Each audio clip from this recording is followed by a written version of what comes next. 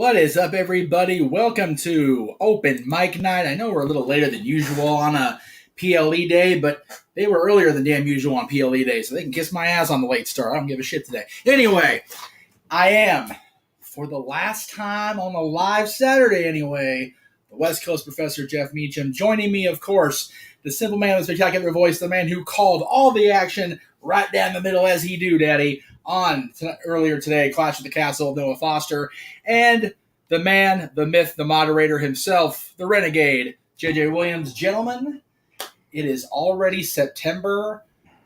Usually we say wake me up when September ends, but I think September is going to be too good to just let creep by without at least acknowledging how awesome it's going to be. Am I right? Damn right you are. With Victory Road still ahead, shout out to Datia in the chat. Open Mind as the forum where we talk all things wrestling. Shout out to the family on Twitter, particularly topics with JJ. And we look forward to what's ahead. Hello, everybody across the multiverse of media. So with Victory Road, that's ahead. Extreme Rules, that's next month. New Japan Pro Wrestling going closer and closer to Royal Quest and their upcoming pay-per-view to define the IWGP Women's World Championship down the line. There's so much to look forward to in all things wrestling. And we still have to go through AEW All Out, literally less than 24 hours. I could not be more excited for what's ahead in the wrestling industry as a whole. Not to mention not your NXT/NXT UK Worlds Collide prior to that tomorrow. No, we got a double feature. I'm not going to lie, JJ. I feel like you and I are going to become both play-by-play and color commentator because I'm damn sure going to be representing my NXT UK. But I am, with all due respect, looking forward to the show. It literally looks like a takeover type feel, to say the least. I'm actually very engaged. You know, I was wondering, and me and Jeff talked about this a little bit last week when we did Ask the Dads. Yes. We were talking about how they had to come up with something spectacular on Tuesday to make me give a shit. Right. Because prior to this past week's show, there were 2 matches. Yeah. Right. And did they make me care? I don't think so. Not necessarily even with all the matches that they announced, but just the fact of your NXT stars that have been called up to the main roster coming back, providing that little bit of inspiration. Exactly. You know, that really hit with me. I was like, man, okay, they're really trying to make this a big deal. And I honestly believe that is something that would not have happened in the McMahon ran WWE, that this is very much a Paul Levesque move, considering that was his black and gold NXT. That was your NXT. And the black and red NXT UK, the era has finally ended. Who knows what 2023 is going to be? But for now, NXT UK, it is over, to say the least. And it went out with a pretty big bang. Thursday was actually a pretty good show. I haven't watched it a long time. What I saw was pretty good. The 4-way between Isla Dawn, Bill Davenport, Mel, I wish her all the best, and Eliza Alexander. What a physical war she brought. That was definitely the wild card of that match. And then, again, a match literally 5 years, making 12 years based on their career and friendship. Tyler Bate and Trent Seven, Mustache Mountain, Big Strong Boy, British Strong Style. Tremendous affair that culminated with Tyler Bate becoming a 2-time NXT UK champion. And again, I'll say it once, I'll say it here. If this NXT, according to the logo, is a clean, blank, white canvas, a new slate, then you need the strongest possible factors leading it forward and grooming it. So again, it's going to be interesting how me and JJ call this show non-biased to a degree and still professionally, to say the least. Absolutely. I am looking forward to it. And, you know, I lean on you a little bit anyways to get me through this because I'm still finding my comfort zone. But these NXT UK guys, I know Jack Diddley Squad did, zip about. If I'm being 100% honest about it, like I'm looking at this, and the only people that I even have a little bit of knowledge about are Jensen and Briggs and Pretty Deadly, who only recently have come over to the main NXT 2.0 side of things. Yes. So I'm a little bit familiar with them, but everybody else is totally not on my radar. Oh, right. I'm going to educate the hell out of you. Like, just to put in perspective, I was watching one of the newer Beavis and Butthead episodes on Paramount Plus before coming into the chat room. Right. There was an episode with like an alien Beavis and Butthead, Smart Beavis and Smart Butthead. And they were looking down on Earth in the future and looking at like the older versions of themselves. Oh boy. But anyways, Scary the thing. end of the episode was them trying to get their spaceship to go through a portal to get back to their own time, and they keep missing the mark and like crashing into other little areas. Like that is my knowledge of NXT UK. Like wait, there, I got it. No, that's not it. Wait, there it is. No, that's not it. I joke, I kid. I fuck up again. I kid. Like I said, JJ, I'm going to educate the hell out of you, and we will see if your NXT can surpass what was my NXT across the pond and here and beyond soon enough. Yeah, yes. And we will get in depth into all those matches tomorrow pre-show. Go ahead and throw that graphic up again. I know we'll throw it up again when we do the plugs. Lord Jeff. help my voice. Right? Yes, 12 o'clock noon West Coast time. That is 3 o'clock Eastern time for all you kiddies over there on the other side of the U.S. Reach the other side. Good to continue. But so it's gonna be a fun one. I'm looking forward to it. And then of course All Out immediately following. Noah will probably have no voice by the time he is done. See if you can sleep or voice. Maybe on your way to or from church tomorrow, you can stop and pick you up some throat lozenges to suck on. Keep the passages flowing and open there, sir. No kidding. I got plenty of water, including water right here, so I think I'll be okay. My voice, you see, still is going, and I've been going nonstop all day from working with Jeff Meacham earlier to recording AEW All Out premium predictions and recap review for Rampage for the Daily Slam. I'm Mr. Nonstop for this week. Yeah, for real. He's the real Mr. No Days Off. The hell with you, Fred. Anyway. I love Fred. I love Fred. I do. But I prefer Uncle Fred more than I do Fred, so it's all good. I liked him when he was Darren Young, or as we like to call him around the Casa, Black John Cena. If you know, you know. Look at the face. Tell me he didn't look like John Cena. Dragon Ball Cena. Dun, dun, dun, dun. I can't argue. But ever since he made it onto the Indies and he evolved into this next level of his own self, I've been 100% behind him. And I met him in Pomona when he did a gig with Gino Rivera, a good friend of ours. Yes. Oh, nice. He's just a cool cat. He is. We love Gino. We love us. I joke. I love Fred. I do. I always have. And Gino posted he's going to be doing a show out here soon. So we're going to have to find out the who, what, when, and where and go and support our boy. Make sure you be there. Be there. Yes. It's one of those. There's still a lot going on, even though I'm kind of stepping back from the live stuff. Much like, although we did, Jay and I talked about, the live stuff doesn't have to cease just yet because the Mondays are still open for now. But we definitely have something booked for this coming Thursday, and I did that at the theater today before we get into the topics of the day. So, saw Jaws for the first time ever today, much to my complete fright. And I realize now as I post that graphic that my ticket barcode's there, so I'm not going to have that to go up anymore. I just realized I botched that really bad. So there's the first one. Thank you, Daryl. So saw Jaws for the first time, and I can do without seeing that one again, especially on an IMAX screen. I'm kind of good on seeing disembodied heads and legs, and I'm good on that. We're good. I like the water as it is. Good deal. But in the process of going over to our giant screen theater here in town, I was reminded that the 40th anniversary of Star Trek II, The Wrath of Khan, the best of the original series cast movies for my money, is 40th anniversary is this year. So they're showing it tomorrow, and I think even today, and Monday, Labor Day, but also this coming Thursday, which is the actual anniversary of the original Star Trek series premiere. So Thursday night, I ain't going to be reachable after 7 p.m. local time because I'll be in the theater. And then the poster you saw briefly at the end of that little three-tier thing was Halloween Ends. Posters are officially in theaters. Yes. The end is nigh.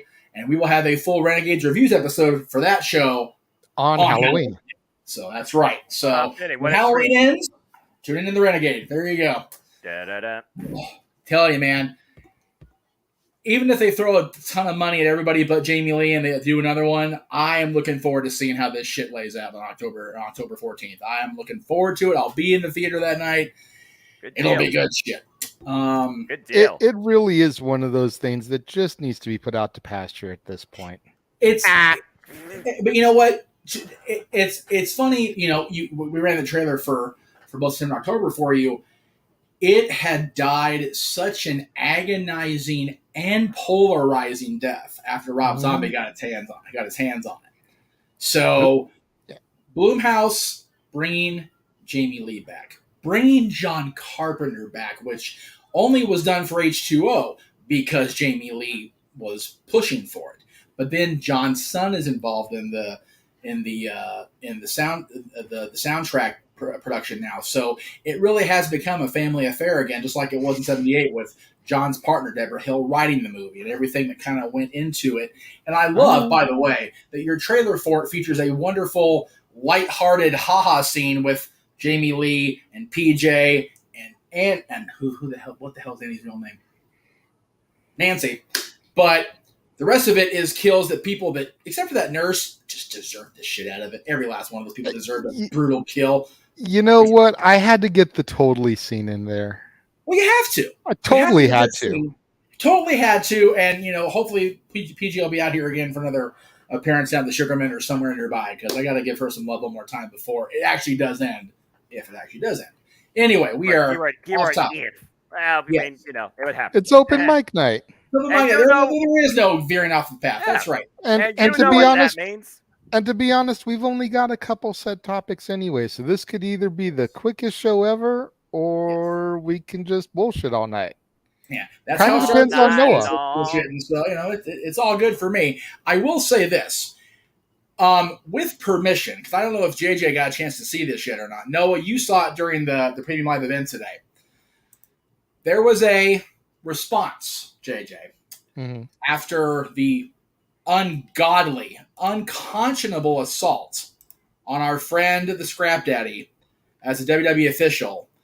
Adam put a response up. I don't know if you follow Adam on social media or you keep up with his social on regular. I do follow him, but I wasn't able to look around it too much with work and whatnot. He put out an official statement after what happened last night on SmackDown. He made it official? It was official. It was an official statement. Is what it's actually called. It was officially official. It was officially official from that WWE official Adam Pearce. And I, for one, Noah, I think you'll agree. I, for one, feel it's worth showing again because it needs to be addressed. Yeah. Just go for it.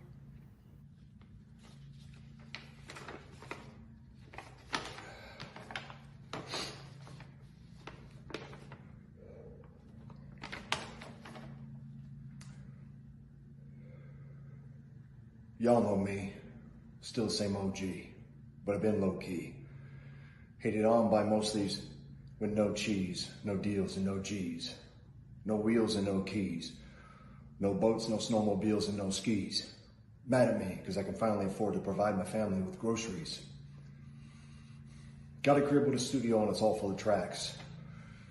To add to the wall full of plaques. Hanging up in the office and back of my house like trophies. Did y'all think I'm gonna let my dough freeze? Please, you better bow down on both knees. Who you think taught you to smoke trees? Who you think brought you the oldies? Easy E's, Ice Cubes, and DOCs. The Snoop D Double G's, and the group that said, the police. Gave you a tape full of dope beats to bump when you stroll through in your hood. And when your album sales weren't doing too good, who's the doctor that told you to go see? Y'all better listen up closely. Oh yeah, that said that I turned pop, or the firm flopped. Y'all are the reason that Dre ain't getting no sleep. So, y'all, all of y'all, if you don't like me, y'all gonna keep around with me and turn me back to the old me.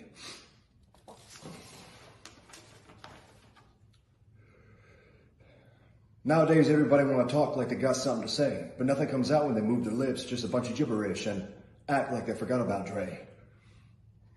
And in closing, so what do you say to somebody you hate or anyone trying to bring trouble your way, want to resolve things in a bloodier way, study a tape of NWA.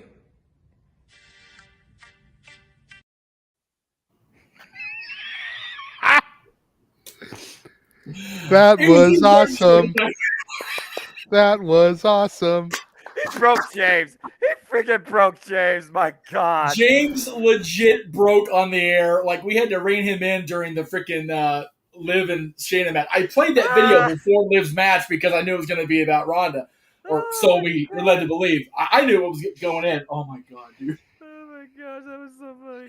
I just love that I'm we sorry. took a promo from Adam last night about, and we see that glimmer of the temperamental stepdaddy, scrap stepdaddy. Wow. Went way too far back there. Scrap daddy. There you go. And then the last thing he says is study tape NWA. It's like, I'm just going to say this word. Right. Yeah, I love that he's turned his social media into just freaking deadpan. Like, I love that he's done this. It's so tremendous. And Adam, gosh, I sent it to you on chat privately during the show. Ironically, he actually messaged me back during the show. God bless you, Adam Pierce. I love you, man. I missed the shit out of you. Okay, that was good. That was really good. At first, it started, and I was like, "Wait a minute, what?"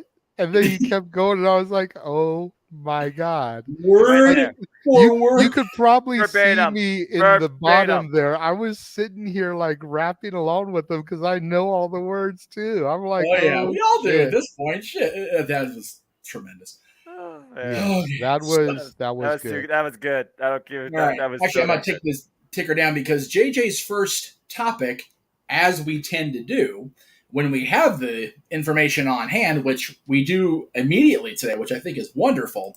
Well, it's immediate because you figure the time gap in between show to live. Right. Usually, PLEs go 5 to 8 and it's not released until later that evening or the next day. Right. But I actually have the producers list for the show tonight. Yes. I don't know as we're live on the air, so I figure we'll give our props to them and we can go through and kind of talk a little about what we thought about the show. Yes. Now, great. Let me just say, I told Jeff backstage, before we came on, I actually had my shift cut today.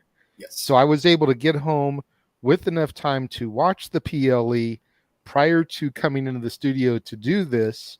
So I am fully equipped to discuss this. The only thing I didn't see was the pre-show kickoff match. And aside from the fact, like Jeff said, that it meant that Austin Theory was in the house with the briefcase, right? Did that match really mean anything? No. And the fact that the Street Profits and Madcap won was kind of like, okay, well, that's not a surprise. It's a Madcap was being a part that was even more confusing. I'm like, ugh. Yeah, it should have been like Gargano. Thank you. Right. So as we go into officially, and I would have officially picked the Street Profits anyway if that had been a legit match right. thing. So that's just one more to add to my roster for today. So as we go into the official start of the topics of the show, first of all, let me just say I didn't anticipate how much funny that was with alcohol in my system. That was goddamn wonderful. Thank you, Pierce. Anyway, I probably should rewatch it once I have my shot. I have my shot of Fireball poured and sitting here to the side for when it's needed. I keep a shot glass in the freezer now, so that it can be nice and icy cold along with my Fireball. I dig it. Nice. So, Bosch counts at 2 already because Jeff can't bother, can't do anything right. And F-Bomb counts at 0. And James being absent, just saying, we actually could get through it. We'll see. We'll see. I don't know. I may feel like I have to throw a couple extras in there just to make up for his absence, We watched that video again. I'm going to be throwing F-bombs in a happy way left and right here in a few minutes. Who says an F-bomb has to be all out in anger? Oh, no, it doesn't have to be. Shoot! We were up to 4 on the count, halfway through the show, and James was as giddy as a freaking dicky bird. So whatever. Exactly. Right. So, who are the producers of the kickoff match? We'll go ahead and get that out of the way. The kickoff match I don't have, but I have the 6 main cards. Okay, well that works too. So let me go ahead and load that first graphic in. If the freaking thing will let me copy, there we go. What a concept! Actually, wait. Be cooperative at once. Who would have freaking God forbid. All right. So the first match we actually saw on the PLE was a 6-woman Tack. Oop, Bueller. There we go. Come on, you can do it. You got it. Okay, I'm the one drinking, not you, computer. Come on, you gotta work with me just a smidge here, just a smidge. Bop Frank. There it goes. There we First go. match we had on the show itself, the full-on pre-live event was, of course, the 6-woman tag team showcase featuring the Raw Women's Champion along with her partners Alexa Bliss and Asuka, taking on the freshly officially named Damage Control with new music, Neutron, and all that jazz. Yes. JJ. P.D. Williams was the producer of this match. Not a surprise at all. Great match. No. And if it wouldn't have been TJ, I'm not surprised that it was indeed PD, because he's the. It seems to me that PD's been the second most prominent women's producer, which I find again Pretty much. And again, we were talking during the course of the week about Tony Khan's lack of female producers or female input on anything. It seems like, but WWE over here seems to have a pretty good hang on it, and they don't have necessarily have the women producing it. So where do you draw that line? I guess. My biggest surprise about this match was the fact that it was the curtain jerker. I mean, yes, there was the pre-show match, but as far as like the main live card, it shocked me that this was the curtain jerk. Well, I figured, and I was talking with Cece, like I would have started either with Walter versus Sheamus, oh my god, or with Judgment Day versus Edge and Mysterio. Well, that match, that freaking perhaps, but think about it this way: you were actually surprised I made that the curtain jerker on the preview, as far as the Intercontinental match goes. There you go. So I was glad they didn't. And as far as the Judgment Day match, which we'll get to, as far as getting your thoughts on it, because we were over it on the show, but the fact that had such a major angle development, had that curtain jerk. Well, no, I mean, I was unaware of the development when I made the statement. So, right. Oh, okay. I mean, at the end of the day, I feel like you should have started with the title match and ended with the title match. And that Walter and Sheamus were just going to throw down and have a knockdown fight, which they did. We'll get to that next because that was the second match. Yes. I just felt that was a good way to start. Would have been a good way to start the night hot. Nothing against the ladies, but I don't feel like they were as smooth in the ring. Well, one half of them were at least, but yeah, I do see what you're saying. So, but all in all, this was a good match. Like I said, P.D. Williams, the Canadian Destroyer, my brother from a Canadian mother, producer of this match. As he should be, damn it. But you digress. Buy the shirt. Oh, God, buy the shirt, please, because I don't know when Disney's going to kick in. I have no idea when it's going to happen, so please help. Okay, next match was Walter and Sheamus. Yes. My match of the night. What a fight. Yes. So damn happy. Now let me ask you this. You had the Brawling Brutes versus Walter. Who do you think was the producer of this match, knowing who the match producers are? I would guess Finlay if he's a producer. You both would be wrong. Oh. Abyss. Oh, wow. Joseph Park. Okay. All right. Yeah, I can see Chris Park's handprint on this.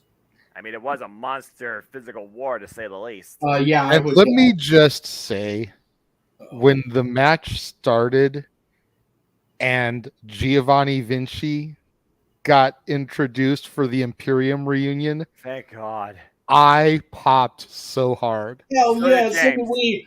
I popped so hard, even though that is not my NXT, because I didn't watch back then. Yeah. Right. I knew enough and had done enough of my homework to know what was happening. Right. So I popped big time. I was like, oh shit, Imperium is together, if even for one night only. Imperium is forever. That's right. All right. That was so cool. And the match was good. And it was so perfect because it was going to be a 2-on-3. Yep. Exactly. What better way to even out the odds than to bring that third member of Imperium back in the UK. It's very true. And also, of course, they were just brawling on the outside while the two men that this really was about just stared at each other eye to eye, letting the chaos just fly until finally there was some sort of control and they were all pushed to the back, right down to the two men. And those two just went to war against each other. That's what it means to be Intercontinental Champion. Yes. That was absolutely phenomenal. Incredible. And from a film perspective, amazing storytelling and cinematography. Oh, yeah. Just that shot and how it never wavered on the two of them eye to eye, but you could see everything, every angle they cut to show the brawling on the outside. You still saw the two of them eye to eye, face to face, not moving. That's exactly right. Beautiful. Awesome. Great stuff. Great stuff. Absolutely. Beautiful. That's some good shit, pal. That's professional wrestling, damn it. That's right. Buy the t-shirt. Yes. The next one was the SmackDown match, women's match, right? Yes. Yes. Okay. So I'm trying to keep track of my Which here. let me just go ahead and say right now that CC is beyond upset that Liv did not get crippled and wheeled out on a stretcher. For a moment. Don't doubt it for a moment. I mean, I'm not going to lie, though. It looked like for moments that was going to happen, but Liv impressed the hell out of me and showed me why she is the champion. That was phenomenal effort. I agree. This is a name that surprises me because I did not know he was a producer. Jason Jordan produced this match. Really? Jason He's Jordan? a recent addition to that roster. That's why you didn't know. Very recent, actually. So, doesn't surprise me. I'm impressed. Very impressed. Good on him, though. It's one of those, his career unfortunately cut short, injuries and all that jazz. So all that nonsense. Yeah, you have to, but it was clear the talent was there. It was clear the know-how was there with the kid. And God, listen to me, I'm such a freaking old fart. It was clear that there was something there with him that they needed to, harness and keep around. So producer, why not? And I mean, this match was okay. This was one of the low points of the show for me. I mean, the women in general have done so good since the revolution began. This felt like a bathroom break match. I feel it comes down to this felt like a match of the old, where it was like, you want Shayna to win, but she's not. They're not going to take the belt off of Liv this soon. No, right. But the way I see it, JJ, I feel it comes down to that presentation, that perspective. Again, Shayna Baszler's not your regular sports entertainer. She went back to those original roots, MMA fighter. It was a slower, more methodical approach where we saw Liv Morgan fight from underneath. For me, this match came down to Shayna Baszler looking absolutely like the most dominant, dangerous force right now in the WWE. But Liv Morgan trying to overcome that to some sort of degree. And Liv Morgan did it purely on wrestling, even trying to fight her game, the mat game, which I respect as a fan in the discipline of technical wrestling. So I feel it comes down to the approach that you're used to. Because Shayna Baszler does not wrestle like everybody else in the WWE. She's a standout. I thoroughly enjoy this. This reminded me of my Shayna Baszler, the absolute badass killer that literally is willing to do anything. And she just came up slightly short to the Oblivion and a roll-up. And both women got worked over here. Both got a bad arm at least. This was actually a good stuff. This exceeded my expectations more than what I thought that match was going to be when it came to Liv Morgan in desperation. She actually showed me quite a lot. Yeah. And you mentioned this was an okay match. And I said during the show, because it was discussed rather prominently as far as the placement and everything, if this was the weak match, I think we're okay for today. I agree. Yeah, that's fair. That's fair. I mean, I am curious to see where this goes. Yeah, Extreme Rules is around the corner. Right. You've got Shayna, you've got Ronda, and then you've got the champ. And that's the way I would book it. I would book it in a triple threat and see if Liv could defend against arguably her two most dangerous rivals. And not only that, but can Ronda and Shayna find a way to put aside the little petty squabble bullshit they've been dealing with and neutralize Liv and then just tear into each other? About to say, do Liv and do Shayna and Ronda want to destroy each other, or do they want to come together and destroy everybody else? I think I think Shayna feels she has something to prove because she was in the company long before Ronda even entertained the idea of showing up. It was And now Shayna Ronda's Baszler just that there, encouraged Ronda Rousey to show up. If it wasn't for Shayna Baszler, you wouldn't have Ronda Rousey in the WWE. and it's very much a case of, Shayna was pushed to the back as a result of Ronda showing up. That's got to rent space in Shayna's head, and renting space in anybody's head is never a good thing. No. Renting space in the head of a killer, probably a dangerous way to live. Probably. But to say the least, probably. then we had, I don't know why that did that, piece of dog shit. There it goes. All right, this one, I'm curious who the producer was, and I'm very curious on JJ's reaction to the finish of the match and the aftermath. Yeah. Well, producer of this match was Jamie by God Noble Boy. Does not surprise me in the slightest, man. That's the one guy I would not have thought of. Really? Yeah, because curiosity. I figure like producers, and I'm like, this match just felt a little bit, odd. It really felt odd because I wasn't sure necessarily how Dominic and Rhea Ripley would come into play, and I was figuring out the ways that I could see the match going, but what I could also see happening afterwards, and I was wrong on both fronts. So maybe that's why I didn't expect Jamie producing this. Either way, interesting stuff. I feel like if Tyson wasn't going to be the producer of a women's match, this would have been perfect with his tag team history. I would have said Tyson Kidd if I was honest with you. Yeah, that's all I was thinking.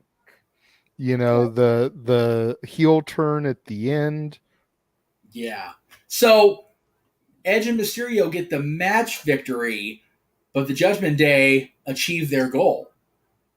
So it seems. I mean, they were ecstatic, but then again, they also thrive in seeing chaos happen before them. So, I mean, was this the intention they were looking for, trying to bring out, or is this just like a consolation prize to the fact, okay, we're here, you fought, you still lost the match, but you still carry out your sense of judgment to a degree? They seem pretty ecstatic to me. So, yeah, no kidding. What do you think, Jay? At the end of the day, they appear to have gotten stronger. They get another member. Well, we've been waiting for this heel turn from Dominic forever. It seems like we've talked about this on multiple open mic nights. This is right. true. Generally post PLE, when are they going to pull this trigger? Right. And it looks like they've finally pulled the trigger. I'm curious to see what happens on Raw. Mm-hmm. Well, I feel like that's going to be the ultimate, kind of like how they set it up on commentary. Was this just a frustration thing out of Dominic? Right. Or is this a full-on heel turn? And if they backpedal and make it just a frustration thing, I'm going to be pissed. Agreed. They just need to go for broke with it. Even if it fails. Yeah, they need to commit to it. Just you got like the clothes on the fire. You can't go backwards now. Just go with exactly. it. Just all for broke. Just like when Randy turned face in 2004, and everyone was like, we don't really want you face. RKO Stacy Keibler turned back heel. Okay, but just like when Austin turned heel and joined McMahon in 2001. That was a bad move. If this ends up being a bad decision, right? A couple months down the road, Royal Rumble maybe, they can always retcon it, have Dominic come out, help his dad, everything fine, embrace in the middle of the Rumble, forget everything that happened. Let me ask you this. Oh, go ahead. I'm sorry. What my big takeaway from this match was, and it was prior to the match beginning. Okay. AEW can keep fucking Judas. We had the whole crowd singing Metalingus. Right? That's both teams. Both teams. Well, again, how big of a milestone this was for the UK, especially when you think about, again, they go back to the last time there was something big like this. You talk about SummerSlam 1992 for the Intercontinental Championship with the British Bulldog and the guy that was there, Bret Hart. So it was a huge deal. And the WWE has had such a huge, huge grasp on the UK. They couldn't wait to be a part of this. So, yeah. I definitely see that. And how cool must it have been for Adam Copeland after being gone for so long, and his last major, European, UK pay-per-view, whatever you want to call it, was a long time ago. You saw right before Judgment Day came out. That wasn't Edge playing to the crowd. That was Adam Copeland having another smile on his face again, just like the Royal yeah. Big time. Adam was ecstatic about that. Big freaking time. Good on him. I'm happy for Edge. I'm happy for the entirety of the match because now at least we have something to look forward to. Right. My question to you, JJ, did Dom really join the Judgment Day? Because he walked out of there on his own. He did, but he also ripped the Mysterio shirt off, Right. Hey, that's why I say it's going to be interesting to see what happens on Monday. I don't know if he joins Judgment Day full on or if he just goes out on his own. I could very easily see him walk out there, not use the exact theme. I'm not that naive or stupid, but having a very akin moment to "Can you feel the heat?" Dun, dun, dun, dun, dun, dun. Like that slow, methodical, stare at the crowd walk when Eddie turned, and it's like, all right, hey, y'all knew I was a Guerrero 17 years ago. I'm about to say, I literally said on Twitter, when you're raised by a Guerrero who's all about lying and stealing and definitely has the connection with the Mysterios, you expected something like this to a degree. You just wasn't sure how. And wow, Dominic. And the fact that Bruce Pritchard spun that god-awful false narrative last weekend on A&E about, everybody loved the Dominic storyline. No, they did not. Brother love, that's a bunch of bullshit. But we know people that stopped watching the product because of that storyline. I have a dear, dear Disney friend that was a wrestling fan long before I met her. And I asked her flat out, why? She goes, that stupid custody battle thing. I went, whoa. That wasn't even really that big a deal. But when you think about how many people on the daily in this country, in this world, go through shit like that. Yeah. And to have, it trivialized as a WWE storyline, I totally understand the thought process there. However, if they're going to spin that narrative like Bruce spun last week, easy for me to say, but that Bruce Pritchard spun last week on A&E, and they're going to embrace the fact that they loved it and they think the audience loved it, Dom can very easily walk out there and go, so, you guys want to be okay and haha about my, personal life at such a young age being dragged through through everybody to see on global television? Mm-hmm. Hey, y'all knew I was a Guerrero. This is what we do. We lie, we cheat, we steal. We kick our best friends square in the nuts, and we betray family at the drop of a hat. Man, he hit Edge straight in those uprights. Ask Chavito how many times Eddie turned heel on him. Exactly. Orderly. Ask Rey Mysterio how many times Chavito destroyed his knee in 1 year. Anyway. That's a different story. We know that, Sean. We already addressed that. We did. Yeah, we were. I'm a little late for the party, brother. Yes. That's actually what this segment is, Sean. We appreciate you tuning in.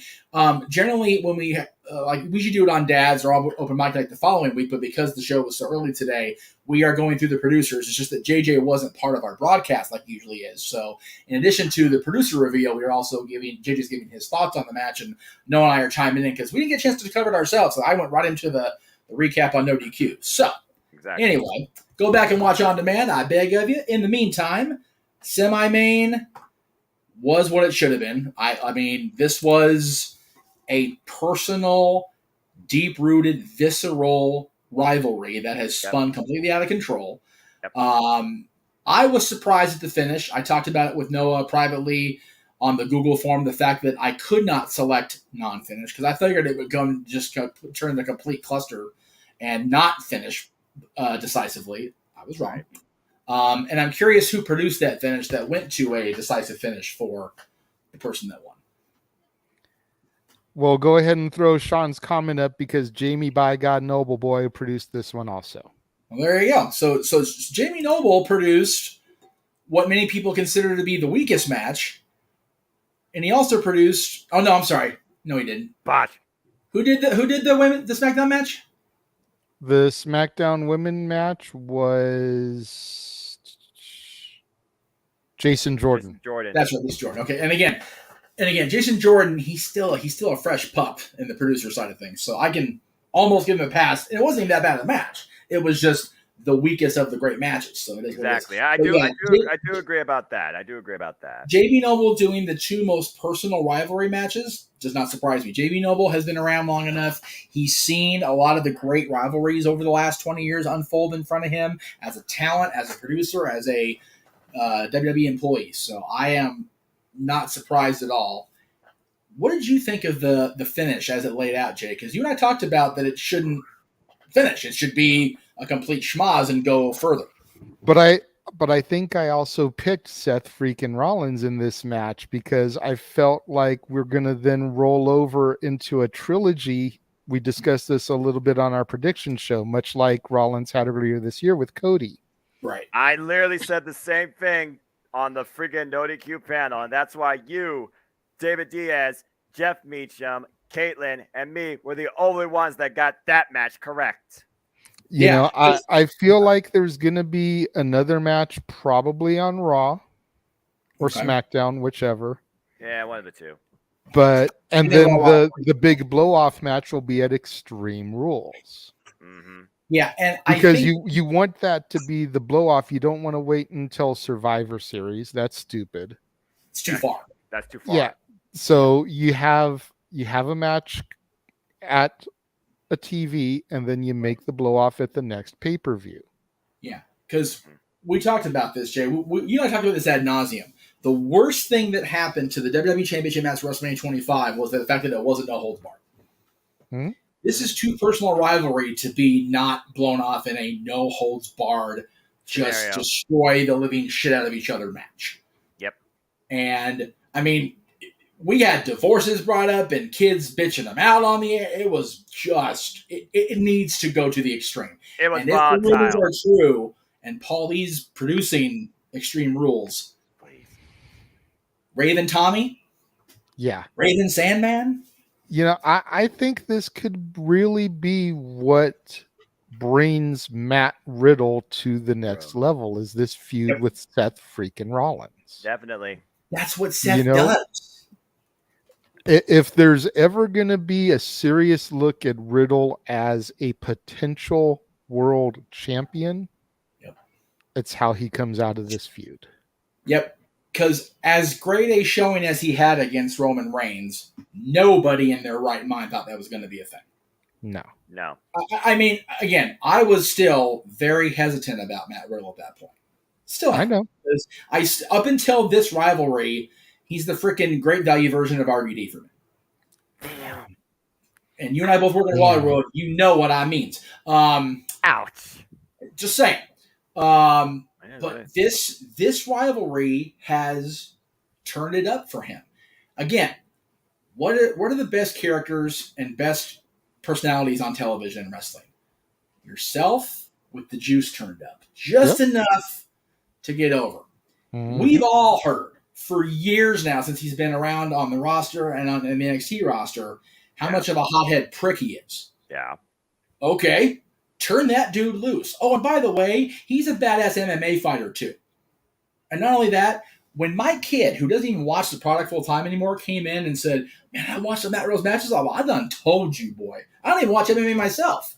But this dude, if he's turned loose in a extreme environment, like, I don't know, a fight pit or some sort of caged environment.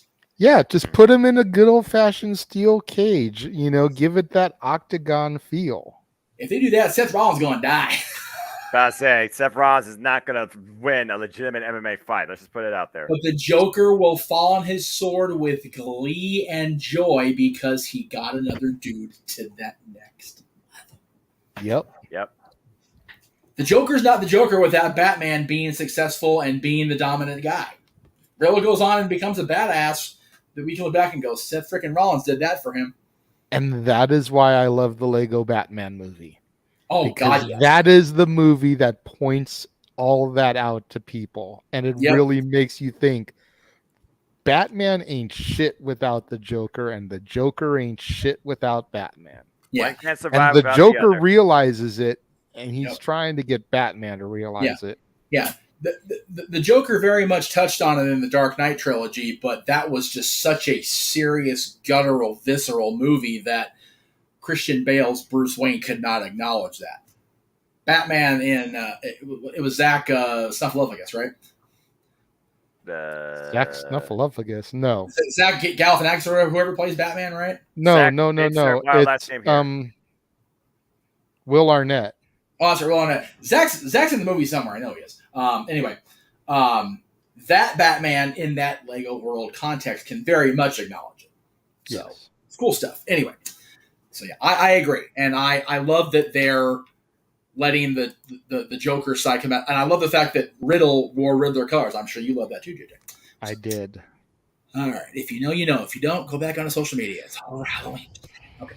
There you go. All right, main event again. We all went over this quite a bit, especially in the moment. James kind of lost his shit, not gonna lie. So I'm very curious who produced this. Michael P.S. Hayes. Fucking hell, I knew it. Yep, it had to be him. I knew it had to be Hayes. Oh my god. Damn it, P.S. Son of a bitch, Freebird. All right, anyway, well, so much of the F-bomb's not happening on this show because I knew it was going to be somebody that would piss me off. Oh, well. Anyway.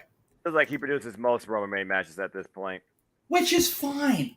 And again, we talked about it, Noah, briefly. I talked about it ad nauseum with Aaron, but I will let JJ give his thoughts first because he wanted to make sure he gave his thoughts with clarity and unbiased thrown at him. So, Well, let me start off by saying that as soon as the beat dropped, I popped. oh yeah, I grabbed my remote. I cranked it. Don't oh blame yeah, And I was in tears oh yeah. because he was fucking using Broken Dreams. Yep. I dream, broken dream. Now, was the hybrid okay for you? As he takes a shot, so it must be an affirmative. Give him a moment to gather his thoughts. That That's right. rep just I tells didn't you a mind lot. that. Okay. I didn't mind that. Was it a tell for you? No, Okay, good. it wasn't a tell for me because I think I had even talked about this in the pre-show when I was on for that little bit. Right. You know, even if it's only like a lead in to the actual music hitting, Right. Yeah. just to hear that song again. Right. Okay. And it had the effect on me that I knew that it would because I course. love that song so much. So Absolutely. good. Listening to my alarm all week long. You know, I like the background so much. I'm going to put the background back up that JJ gave me to use during the show because I just love that background so much. So we're going to leave Yeah. that back up. Again, that was so damn brilliant. That set alone. I'm just like, yes. But Now, the actual match. the match I thought was solid. Well, again, let me also ask you before you go into the match itself. Okay. Did Roman walking out alone and the commentary talking about it, was that a tell for you? It was for CC. Okay, see, there you go. It wasn't just us in the room. I feel better about that. Exactly. Okay, good. It was for CC. I still was holding on to that hope. I'm sure everybody there in freaking Cardiff was. I was holding on to that hope because he did not get that moment at Mania 2 years ago. Yes, And I thought for sure they were going to give him that, especially when you saw the signs reminiscent of One Night Stand 06. Oh, yeah. You know, if Roman wins, we riot. If Drew loses, we riot. The way they were cheering for him. Hell, just looking at the standing ovation they gave Sheamus post-match after he lost. Right? My God. And that were could be his they last match. That'd be really- fine. And were they really going to job both of them out? I Yep. didn't think Yeah. so. I didn't think so. And then they did. And I was Yep. like, man. But But the fact that Solo Sikoa was the cost of it, yes, I'm willing to forgive it because Gee, I have thanks, been man. waiting for Solo to come up to make the bloodline thicker, especially with everything going down the past weeks with the honorary Us El Generico. that might change. Oh yeah, it might now. You know, I mean, I've been waiting and waiting. I've been reading rumors that Solo has been talked about. I've been hearing that Solo didn't want to go. He Yeah. wanted to make his own name in not Noah's NXT. Right. I can respect that. He didn't want to Respectful, be yeah. just another member of the bloodline. So where they're going to go from here, who knows? Well, But Cece saw him jump in the barricade, whatever, and she was like, "Who's that?" I was like, "It looks like an Uso." right. And then he pulled the hood off, and I could start to see the blonde. I was like, Yep. "It's Solo Sikoa." Sikoa, even I knew that. Yeah. At So- first, you can't really tell because they're all brothers. So you got that hood up, Yeah. and it just looks like another. Excuse the typecasting here, but it looks like another thug jumping the rail. Mhm. Well, but But as soon as he started to pull that off and you could see the blonde hair, it's like, oh, yes, it's Solo. they did the thing. They did the thing. That's a thing. And They what's kicked the great leg is, out the leg. right. What's great is they played it up on commentary that Solo's the most streetwise and dangerous of them all, as far as Okay. the I three believe it. brothers. I So believe it. and It's hard to argue. we all know why the Usos and Sammy didn't travel. They weren't medically cleared. Yeah, that's why. It's kind of hard to get a passport when you can't leave the country. For DUI yeah, shit. right. Anyway, or in Sammy's case, because he just doesn't want to go over there. Don't blame him. I like that they're going to go with this. If Solo's going to be on the roster full time, they need to have a thing where Sammy is like, well, what about me? They go to drop Sammy like a bad habit, and KO makes the rescue, and then we get this match. At Extreme Rules, Because probably. that needs to be a thing. Now, during Aaron, and now that you've said your piece, Jay, Aaron and I don't know if you got a chance to watch the recap Aaron and I did. Not No. yet. We likened it to Lex in 1993. Lex did not win the championship at the Palace of Auburn Hills. But we got balloons. We got confetti. We got a celebration. No championship win. But at least Lex won the goddamn match. This dude lost. And he's out there singing American Pie with Tyson Fury. Well, you said yourself, damage control.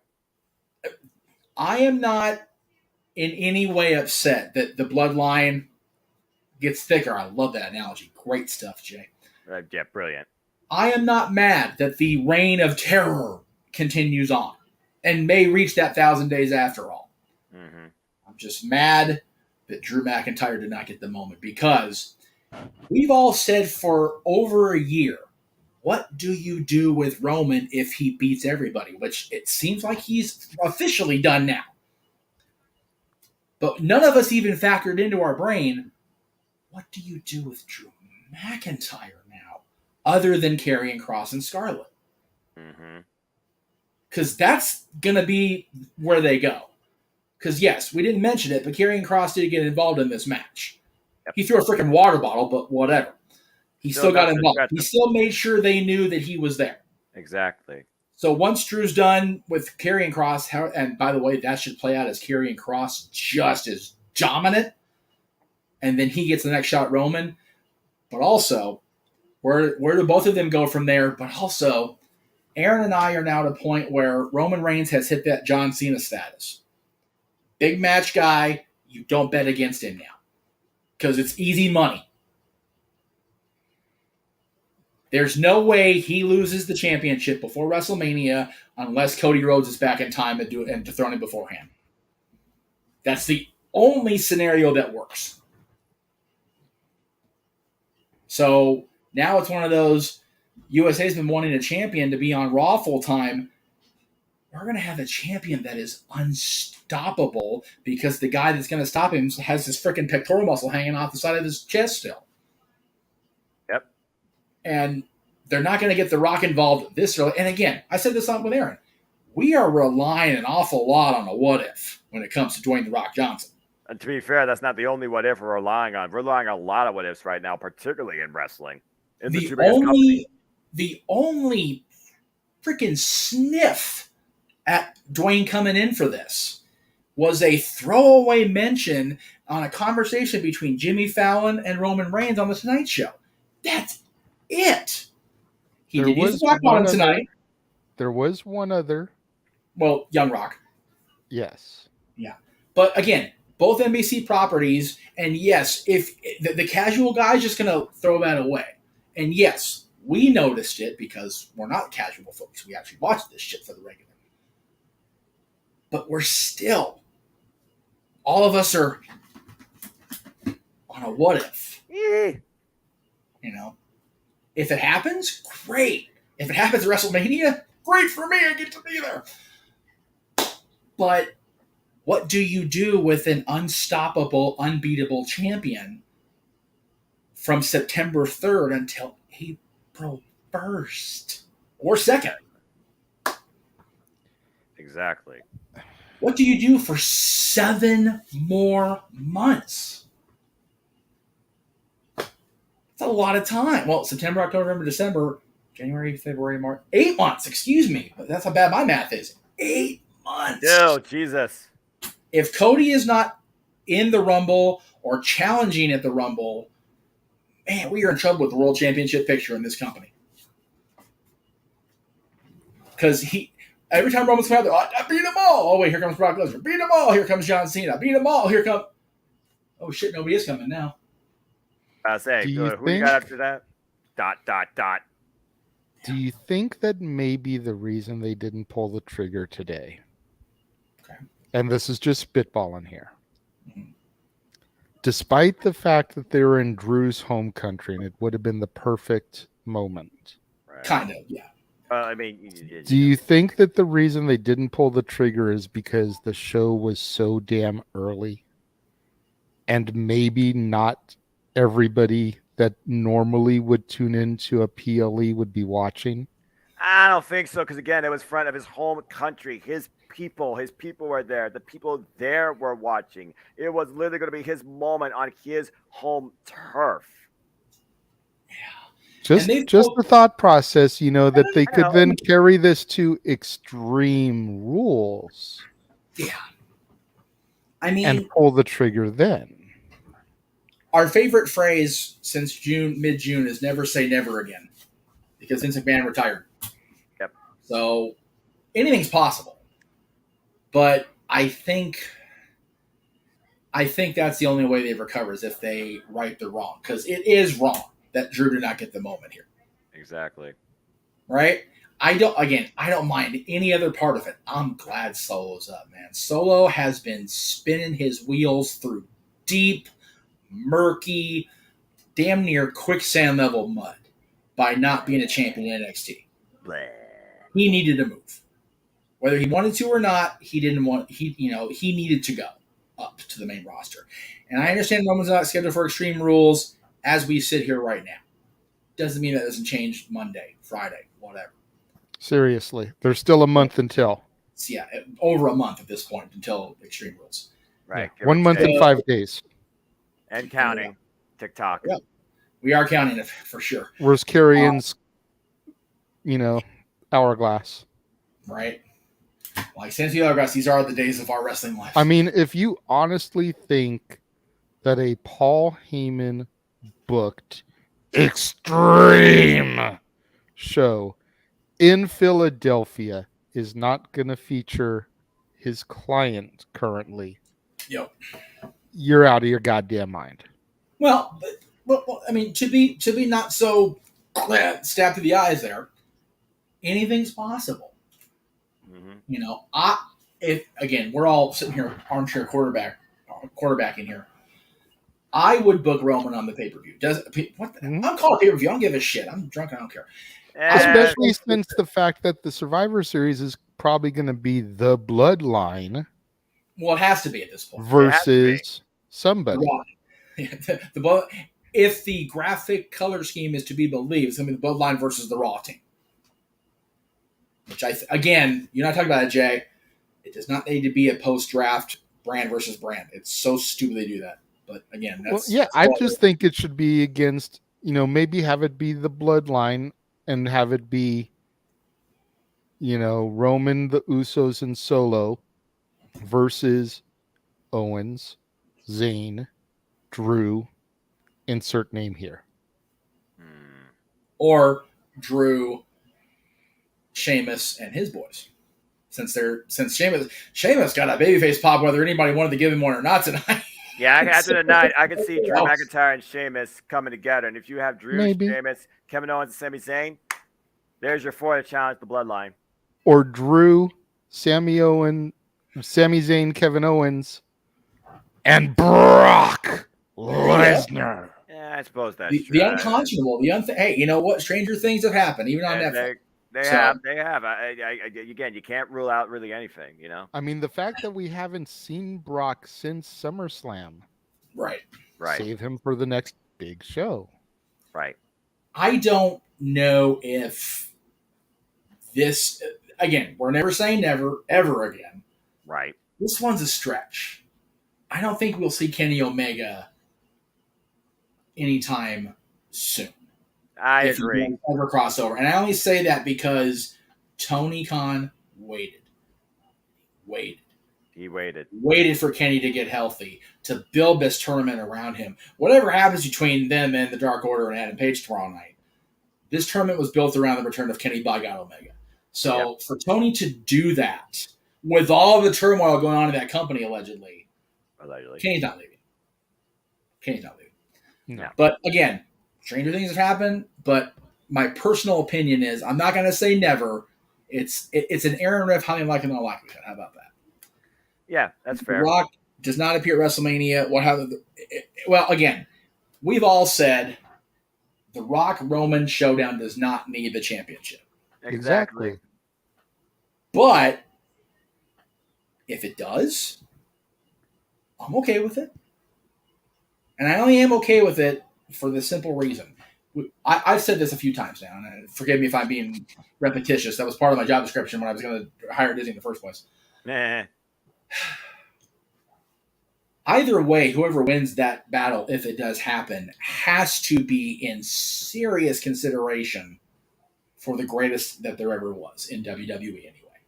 Yes. Rock wins, championship or not, he's beaten every face of the company since the Hogan era. At WrestleMania, no less. Hogan, Austin, Cena, Roman. Yep. If Roman wins, every bullshit spit out of his mouth about being the head of that family table, the chief of that tribe, the guy is validated exponentially. And can never be challenged. He took his cousins out and brought them in line. He clearly got Solo in line tonight. And then he beats The Rock? How is he not the dominant member of that family tree at that point? I mean, seriously. Either way, the winner is the ultimate winner there. Championship is just partially on that plate at that table, man. I'll tell you what. Yep. If The Rock does indeed challenge for the championship in the process of facing Roman, that only has to be the match on night one. It doesn't have to be the night two main event, necessarily. Or vice versa. They can have the championship match be on night one, and Rock and Roman can end WrestleMania weekend. And then you get people, well, the championship should main event. Okay, so main event's night one. Blow it out your ass. Relax. Like, seriously. So. No, Rock does not have to win the Rumble. I just explained that. Y'all need to be patient. Let me lay my shit. I'm dropping cans at this point. Y'all need to lay my shit out before you start commenting in the chat room, because that's like why they don't have to. Oh, Roman can't work twice a weekend. He's Roman Reigns. Why not? He's the GOAT. Why not? He's on God mode. Exactly. That's what excuse? What are you trying to make an excuse? What excuse? The only other scenario, thank you for throwing it at least, Sean, this one at least makes sense, and I'll go ahead and throw it up there. If this is a reality, and again, tomorrow night's going to be a big indicator that's going to be reality, MJF being the guy would be feasible. But again, Chicago and Dynamite post-Chicago definitely is the tell for this gentleman being around. It's more so the tell for the future of AEW as far as the World Championship picture goes. I've been saying this since November 2019. MJF is the AEW original. Yep. That should be the first AEW World Champion to carry this company into a fully reshaped future from the ground up. But I also think about everything you talked about. We still have to consider this, and he's a Paul Heyman guy. Paul Heyman brought the guy in from Evolve. Austin Theory still holds the Money in the Bank briefcase. Yep. And again, Sean, what if this? Well, what if I sprouted the tree out of my ass and grew lemons? Okay, well then I'm a lemon tree, clearly. What if we're just so rabbit hole worthy that we'll be deep diving till after All Out tomorrow night if we keep going down the rabbit holes. Down the rabbit hole. Yes. There are a lot of scenarios that can and we feel should play out. But like I said, the best part about what we do is the lack of knowledge that I cherish so much as a fan covering this stuff. Mm-hmm. All right. I've babbled on enough, clearly. Ah. All right. Where are we at here? Good stuff. What the hell is my graph? There they are. Okay. AEW topic or WWE topic first, Mr. Williams? WWE. All right. So we're still on WWE. We just covered the pay-per-view, the PLE. Fair enough. Let's end with the AEW since All Out is tomorrow. All right. This poor Yutz, I swear to God. And I say poor Yutz like he didn't do it to his damn self, but Patrick Clark again. Oh no. Yeah, I know. He just, and again, I don't know the guy. I saw Patrick Clark come out as Patrick Clark at a live event before he officially changed the name of the gimmick to the Velveteen Dream. So he's been a project for a long time now. But he keeps turning his dream into a Velveteen Nightmare, it feels like. So, where did... Noah's ready. Oh, I thought you turned your screen block to get away from this topic. No, there's some bullcrap going on outside. Continue. And again, Sean, I appreciate the comments.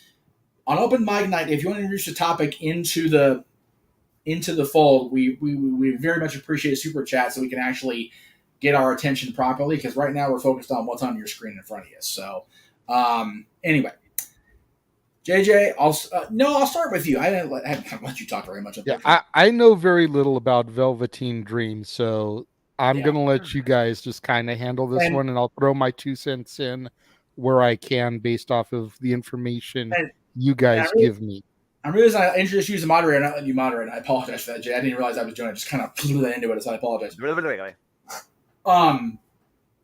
Now what we followed Patrick Clark all through your NXT, all throughout his appearances with the company. Mm-hmm. Arrested twice in 1 week after all the social media. I'm coming back, and does this guy have a future in the public eye at this point? It's one of those things where if you constantly are a repeat offender, why should anybody believe in you? I'm not sure right now, because ever since one of the most original things WWE's done in a long time that had so much promise, so much potential to be a big thing in the WWE, we're seeing the wolf in sheep's clothing. I really don't know at this point. I mean, again, it's one of those things where I believe people deserve a second chance, but when you abuse that and you fail to realize your mistakes the first time around, and then the second time around, I mean, I could go on a tangent with JJ and his guardian angel that used to be quite sunny. Now I don't know anymore. I don't know at this point. It's one of those things where, again, a person can literally destroy themselves and may not have a way to come back. At the end of the day, you can ask for somebody to get help, but for them, it'll probably be too late because that's their choice, and they might just ignore it. I don't know. As far as second chances go, I mean, I feel like there could be a second chance for him still in the WWE. I mean, just ask Jeff Hardy. Just ask Bloodline member Jey Uso. You know, I mean, there's a reason he can't travel outside the US, but WWE still has him as one half of the Unified Tag Team Champions. So, I mean, WWE needs to really think about it and be like, so are we going to pick and choose who we give second chances to? Or are we willing to give second chances to anybody? Because they come off as very hypocritical if they don't give them a second chance. I'm only going to disagree with part of that. And what I mean by that is, with all due, respect, just put it out there. No, not even respect, because I don't respect the fact that the USO in question keeps getting DUIs. I think it's ridiculous at this point. I agree too, and that's a whole different rant. I'm just like, but why? Jimmy or Jay or whichever one it was is not accused of sexual shenanigans like Patrick Clark has been. Guilty or not, because Enzo, got away, not got away, but he was cleared of all charges. So, it wasn't charging you brought against him. But WWE has that very much like, that's not okay. But I do also concede the fact that Sonny's arrest and subsequent trial for DUI that led to a man's death has very much put a tarnish on that Sonny shine. Yeah. So, and DUIs are not, trust me, I lost 3 friends to a impaired driver in my junior year of high school. So I don't fucks with that stuff. Yeah. No. With all due respect to my guardian angel, it's a good thing she's already in the Hall of Fame, because if she was not, she would not get in at this point based off of that DUI and everything. Yeah. And the death. Yep. She would not get in with that now on her record. No, the things in her life post her Hall of Fame induction have just been one shitstorm after another for her. And again, so she is very lucky that she got in when she did. Yeah, and again, I am not condoning the Usos, drunken, repeats. Nor am I condoning WWE for allowing them to do it and still making them tag team champions. I think that's absolute bullshit. Agreed. We said that when it happened. Yeah. Yes. And I do agree with you that it's hypocritical that, some things are looked the other way and some aren't. And again, not agreeing, not condoning. The only thing I can think of is the reason is because the Anawahis are the Anawahis. And Patrick Clark is not. Doesn't make it right. No. But it is what it is. But basically you're just calling it as we see it. We know how deep the Anai family runs when it comes to the WWE. Yeah. And, if I remember right, and again, I could be completely muddling this in my brain at this point in my memory, I don't think Patrick Clark even had a good start when he was on Tough Enough. I think there was already, he was eliminated. Yeah, he was eliminated. Yeah, well, okay. Well, yes, but what I mean is I remember something more, more involved than just that. He got cut. So right. Why would you entertain the idea of bringing somebody in with that kind of problematic history? It's, again, we shit on Tony for overinflating the roster with just people, period. And WWE's not doing that right now anyway. But when you bring people on the roster that have drama, that's almost as stupid. Yeah, that's true. So anyway, we're going around on this. Sean did do as I asked, so we will bring it up. If Liv Morgan faces Ronda and Shayna both, who wins? The fans. The fans. For one thing, yes, I agree with that. In all honesty, I think it would have to go to Ronda, since she never should have lost the rematch. And because of the tap out pinfall finish. All right. And out of all 3, Ronda is the biggest star. Let's just put it out there. Ronda's the biggest star of all 3. I actually watched the clip, Jeff, from SmackDown, where Adam Pearce finally just said what was on his mind and suffered for It's it. so good. So Ronda Rousey right now, she is right. She is the most legitimate woman's athlete on the planet. So yeah, it would be Ronda in my opinion. Ronda. And she's going to be the one to sell tickets for Mania. No disrespect for Liv, but Ronda versus Blank. insert name here, probably Shayna would be where I would go with it. Would Yeah. sell better than Liv versus Any Right. other WrestleMania, any other time frame the last 5 years, I agree with you. It's damn near sold out as it is. And that, let's be honest, that's just because of one name, rumor to be there. It's The Rock. You know what? I can't speak for the other, 80,000 people that have bought tickets because I'm not those people. Right. Not even on my mind when I bought my ticket. Good on It you. was, it's here. Last time it was here, I didn't go. I'm going. I feel like WrestleMania sometimes is just really about the experience. So I can And see what you mean. I will agree with you guys on Ronda because this thing needs to go down already. It hasn't yet. It's the one singles match we have yet One. to see in the WWE. Yep. We were supposed to get it. Let's see. What pay-per-view were we supposed to get that at? That would be Survivor Series. 2018, right? Yes. And where were they in 2018 for Survivor Series? They were in California. They were just down the street from SoFi Stadium at what is now called Crypto.com Arena. So Oh, I didn't know that name changed. I'm okay with it being in Hollywood after all. I'm all right with that. Well, there you go. There you go, Sean. Thank you for the $2. We appreciate your donation to the cause. Donate further. Buy all the shirts. Bah. On the subject of merch shill, because Lord knows if there was ever a group that was all about the merch shills, even in their reincarnations over the years, it was Generation X. And there's a prominent member of the DX Army that had a particular comment toward the people he coaches now amongst the ranks of the All Elite. JJ? Yes. Billy Gunn gave an interview this past week Okay. where he's telling the talent to slow down in the ring. Oh. He says, quote, I ask the talent as their coach if they want to do this for a long time, like me, or if they only want to do it for a couple of years. Because your body can't take going out there and trying to have a main event of WrestleMania style 5-star match every single time. They're Fair killing point. themselves instead of setting a pace and taking it easy in certain situations that call for it. They'll do that on Dark, and it's nothing against the Dark or Elevation shows, but Right. those are the secondary shows. Even when you're on Dynamite and Rampage, that doesn't mean you have to unload everything you have in 7 minutes. Sometimes more is less.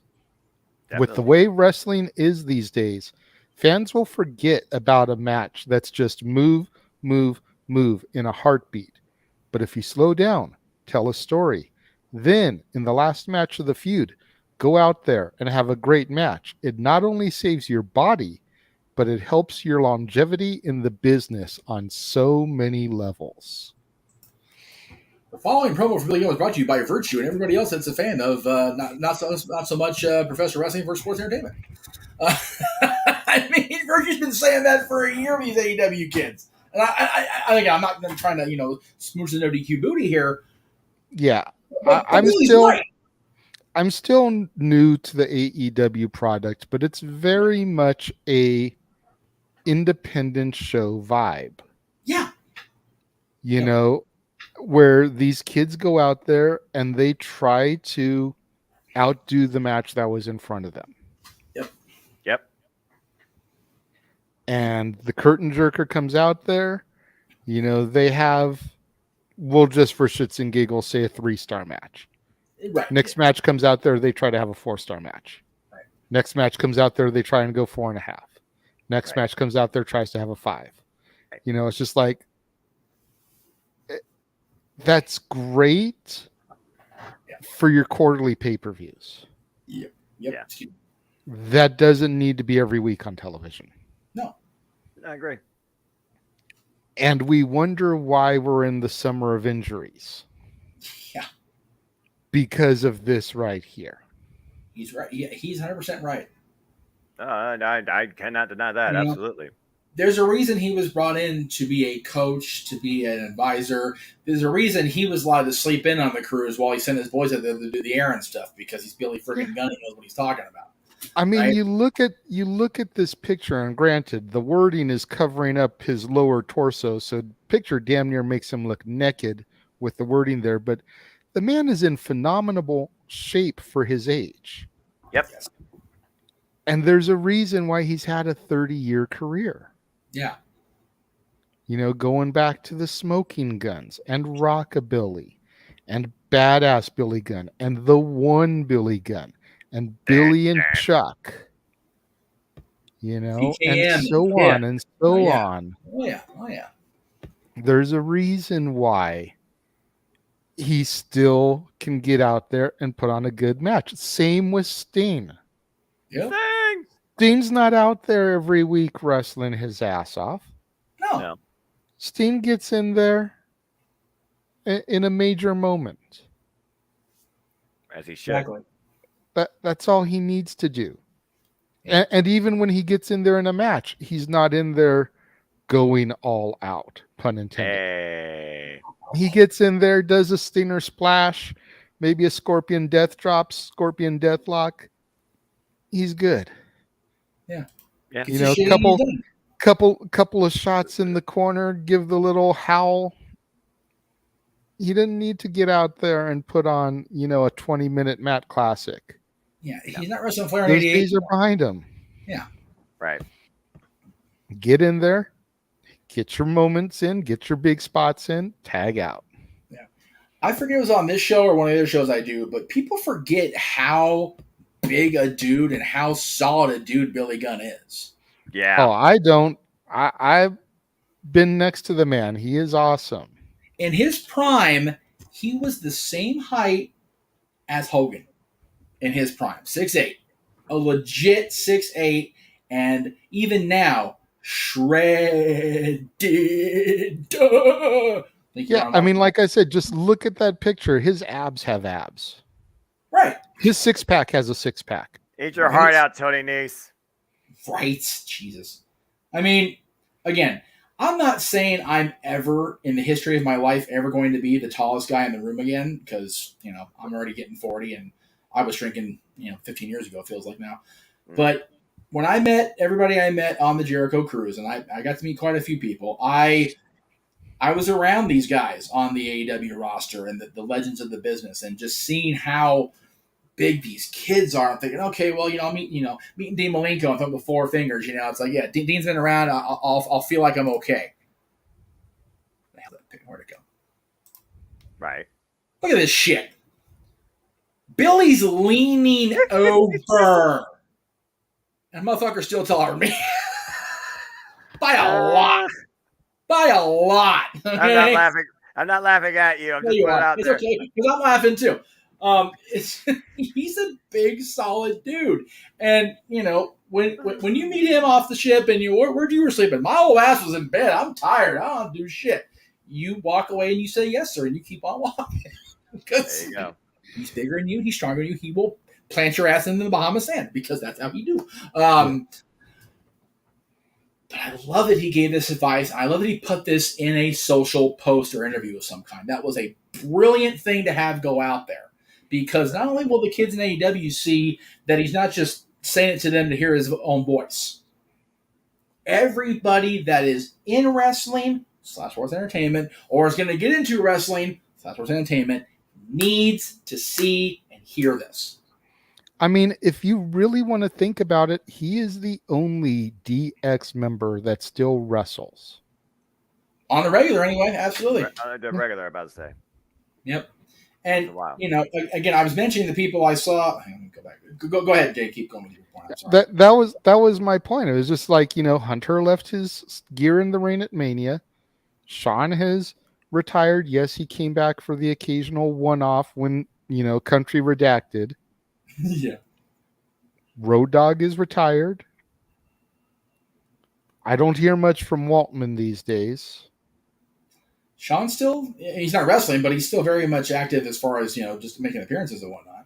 Right. But Billy is still out there, again, not weekly, but he gets in there. He still does his thing. He is still Right. making his presence known on a regular basis. Right. There's a reason why he still can get out there and do this stuff. Yep. You got a guy like Chris Jericho, wrestling longer than Billy, as far as I know. Maybe by only a year or two, but still, not too far off the mark. No. And there's just so many people that are in AEW that don't wrestle on all the time, on the regular, but at least semi-regularly. There's two people that I was trying to find a picture of. That's why I was stalling as best I could there.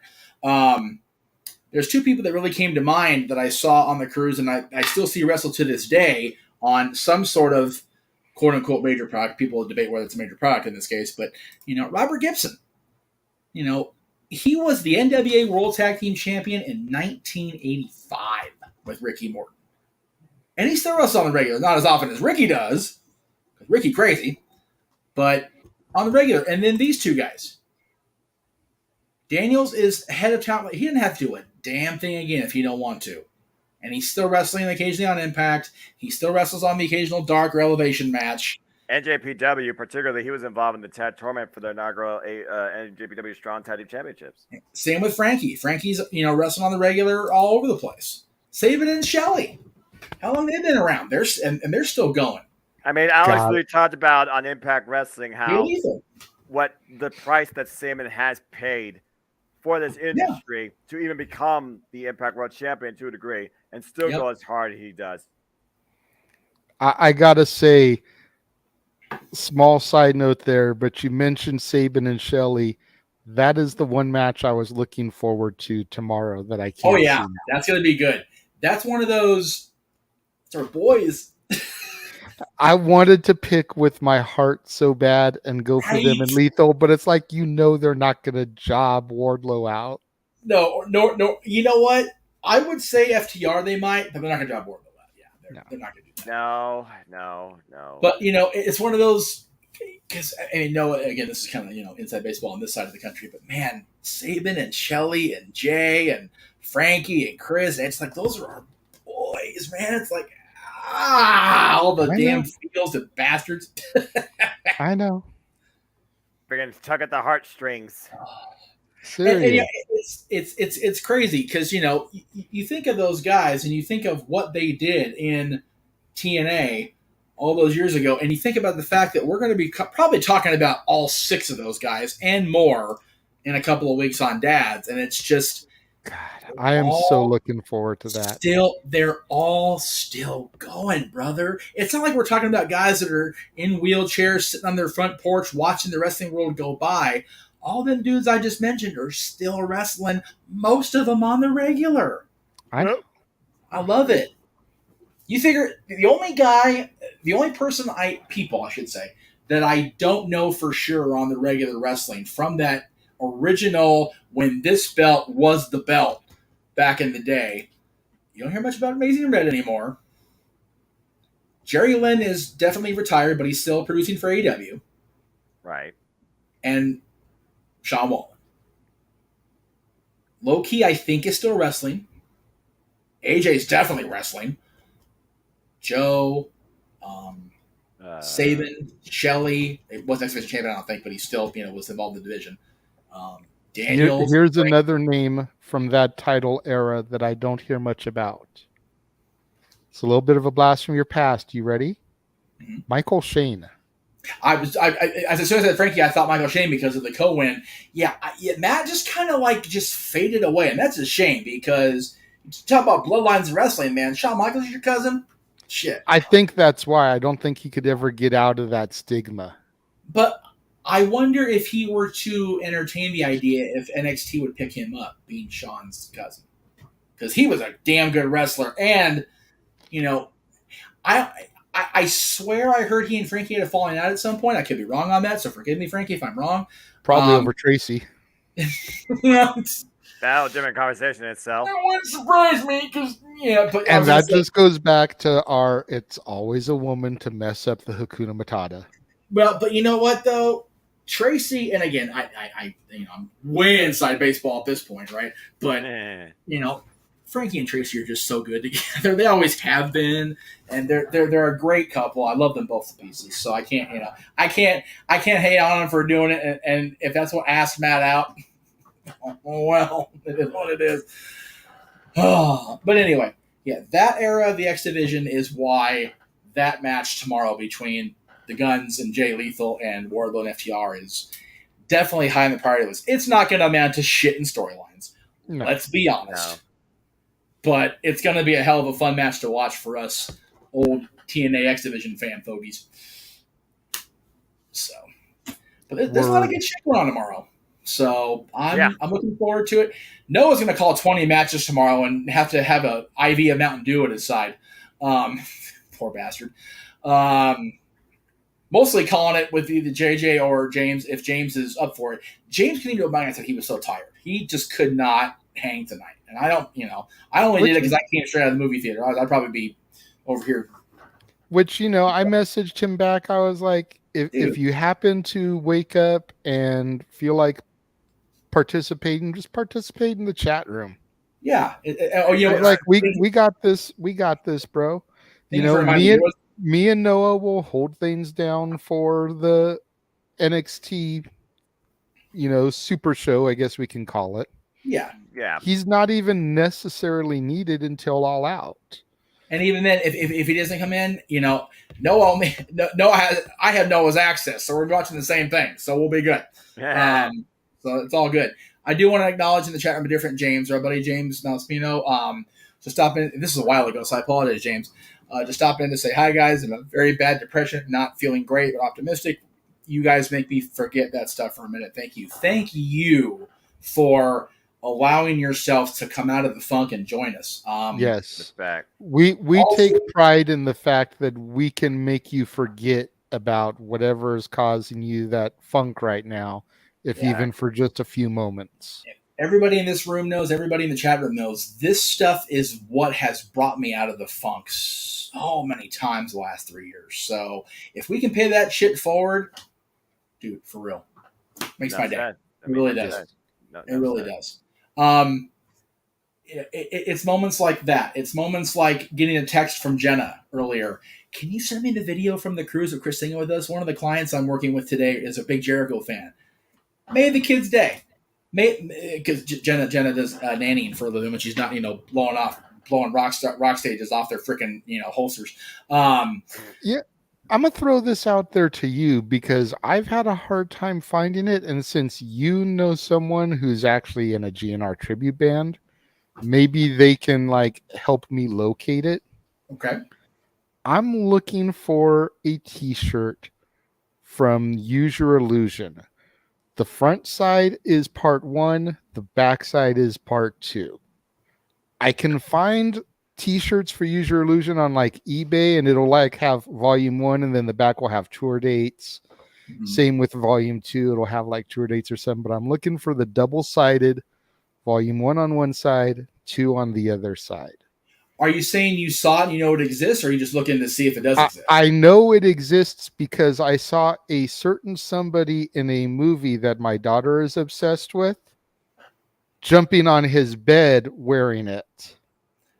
And I would like to find said t-shirt to potentially get for my daughter since she is a huge fan of that character from that 3-movie franchise. Can I tell her birthday or Christmas? Absolutely.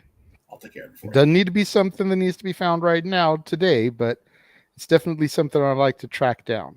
Without putting shit out there on blast, I'll make it happen. Well, if you can make it happen, grab one my size 2. Because I was a fan of that character first, goddammit. I know. Trust me. Noah's all kinds of lost. I'm talking about Fulton Reed from the Ducks franchise. The Ducks. I'm good. I'm working on church stuff. I'm good. Shoot. Okay. I'm working nonstop on computer-based stuff. I will say this. I knew it existed. I know And it I knew exists exactly too what you were referencing. because I So, saw it on him. I know it existed, but it Yeah. probably existed when the album first came out, and now it's not which so was easy to around track then. down. Yeah, it'll be difficult, but not impossible, especially with the chain of command I got to go through. But The force is strong with you, sir. it has to be doing the shit I do outside of this damn channel. So, yeah, Christmas possibly, birthday more than likely. So, all right, people are going Christmas. What's that? There is a book called Christmas. It's in my Santa bag right back here. I do have that book. It does exist. All right, kids. I think that's it. We got our Yes, I have no more topics to go through. That's right. No more miles to go. we can always do a brief post show after All Out tomorrow if we want to cover, If our anything, thoughts on the matches and whatnot. Since if anything major happens, I would say yeah. But also, we do have our dad's show on Monday that is actually going to be a thing. Let me go ahead and get that graphic up so I can go ahead and actually, not without talking out of my ass with no visual aids, because that's never a popular way to do business. Yeah. There it is. There it is. Come on. Go back over where I put you. Attaboy. There we go. All right. So, in the interest of taking that week off that I actually need the Monday off, which is the 12th, and then the 26th will be after my training is officially over, so who the hell knows what's going to happen down the line. We will be going live Monday instead, as not originally scheduled, but we are going to do it. And since our last Top 10 show Jay and I did was a wrestling-centric show, we're going to flip that proverbial script that we had lined up originally and go ahead and do this show Monday, Labor Day, which ironically is a non-school day, which I find funnier than hell. But as the kids are not in school, as we are not in school with our kids, we will be doing the top 10 movies set in the school setting. And I just realized I have not got my list done for that, so I have less than 48 hours to get my shit done. As do I. So there you go. That's we are because I was totally prepped for the X Division show to be next, but unfortunately, a certain somebody who ordered a birthday gift for me did not mark on the thing. Hold on. Okay, I'm sorry. Did not mark that things didn't need to be signed for. So when it was attempted to be delivered yesterday, it now is rescheduled for delivery on Tuesday, which is why I Mother said trucker. Yes. But if everything comes through on Tuesday like it's supposed to, I will unbox on Statboy Sports Bar that day because he wanted me to open it live. Well, of course, and that's awesome that he got it. I'm glad he got it for it. If everything goes right, then yes, I will unbox it on Tuesday on the Sports Bar. Very cool. So we will be doing that. Before that, I'll go ahead and throw your calendar up. I don't think I have that ready, but I will make it ready. I was going to say, great googly moogly, because I got so much shit coming. Hey, you're good, brother. You're good. That's okay. You stay busy. I made that. Not only did I totally trick this shit out, I made it color coordinated for JJ Centric. Hey. There you go. That JJ is working every day this month, on top of Thursday through Saturday being labeled blue on another calendar because he working. So there you go. There you go. There it is. The entire month on the Casa. Yeah. And that doesn't even factor in the dad's live streams that are going to be on this coming Monday the 5th as well as the 19th. Sharing a day with two of my favorite school movies, Dangerous Minds and Fast Times at Ridgemont High. Not a bad way to spend a Monday, kids. Tell you Let me ask you this. I'm going to throw this to both of you. No, I know you're not that movie centric, but knowing that Dangerous Minds is where Gangsta's Paradise came from, how many times do you think that song was featured during the movie? Oh, I already know. But... 4? Correct. Oh, okay. 4 times, which again, that's a lot. If you're going to have synergy, you might as well, blow your wad and promote it like hell, right? I mean, seriously. But yeah, this is one of my favorite months you've done this year. I mean, I love people of my, and again, you're just above my generation by a hair, Jay. Mm-hmm. But people sleep on Rodney Dangerfield in general, and I'm back to school, and it's boo shit, BEW shit. So if you missed that review on yesterday, go watch the movie. It's on HBO streaming. Max. HBO Max. There you go, and then watch the review because I loved it. I love the review too. Did you watch the review? I did. Did you see the little link I threw up for our Halloween show? I did. I was very impressed with that. Thank you. Appreciate that. So Dangerous Minds, again, I haven't seen it, I think, since it came out. And even then, I don't think I saw it till later because it was. I hadn't seen it since it came out either. I remember seeing it in theaters, and I hadn't seen it since. Yeah, I was a little young for that. And again, I am not Coolio's biggest fan. I don't think I'm even Coolio's littlest fan. I can't stand the dickhead. But great song. Yeah, great Ace Ice is by and far his pinnacle, his peak. Yep. Going to Hammer's house party and getting to see him perform it live was awesome. Right. Yeah. And again, I wouldn't honestly pay to see just him. Yeah. But something like that, I would go. Well, put it to you this way. I didn't pay for that show, period. Right. I went, waited in line for free tickets, was there early enough that I could score free tickets. Right. And then I got to see Hammer, Coolio, In Vogue, and the group that I really went for, Kid and Play. Yeah. Because being a fan of the house party movies, getting to see Kid and Play rock the mic and do the kick step live in concert, yes, just made everything for me. And I have to find a way somewhere where I can do the house party series.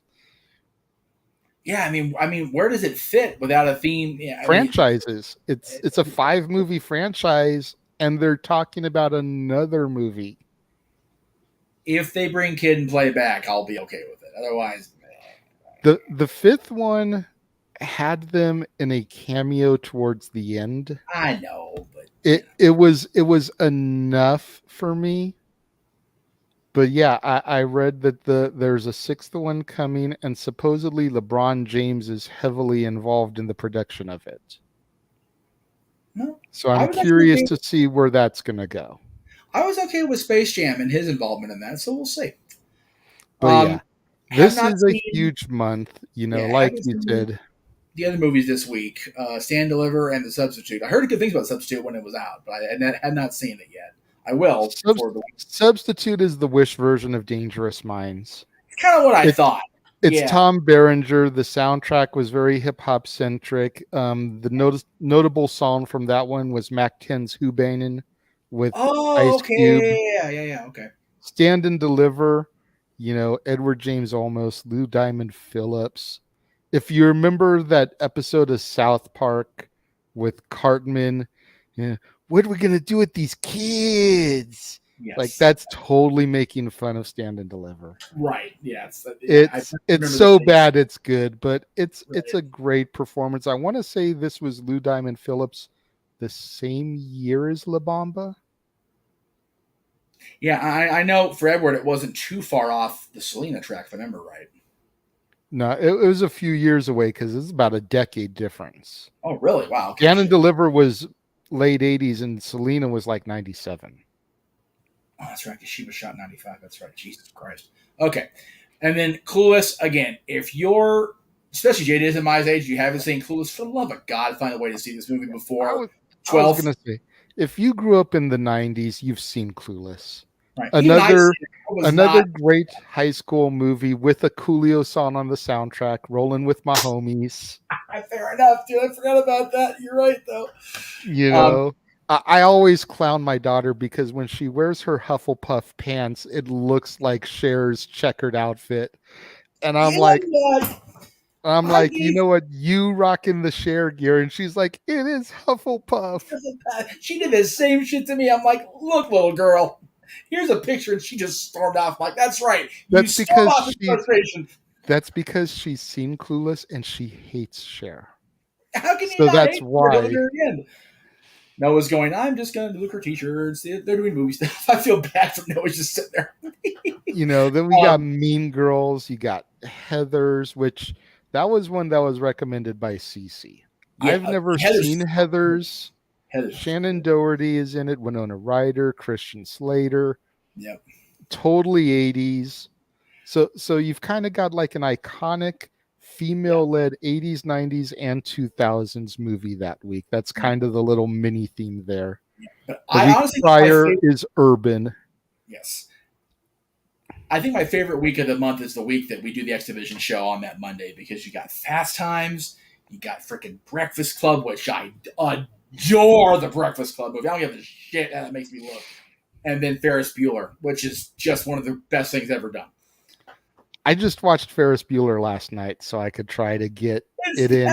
Not still one of the best things ever done in cinema? My God, so Kyra fun. had never seen it, so we were like, okay, we're putting this on. Right. We were having streaming issues the last couple of days. There was an outage in the area. Yeah. So it's like I should have been watching The Substitute, but I couldn't get the streaming going. So it was like, what do I have out that's accessible? Right. Ferris Bueller. Let's put that in. There are so many good people in that movie. Yeah. Like that went on to do some incredible stuff. Some people kind of did what they did, but man, I love everybody that's a star and a feature player in this movie. Yeah, Even you've got Matthew Broderick, you've got Alan Ruck, you've got Jennifer Grey, you got Jeffrey Jones before he became Taboo.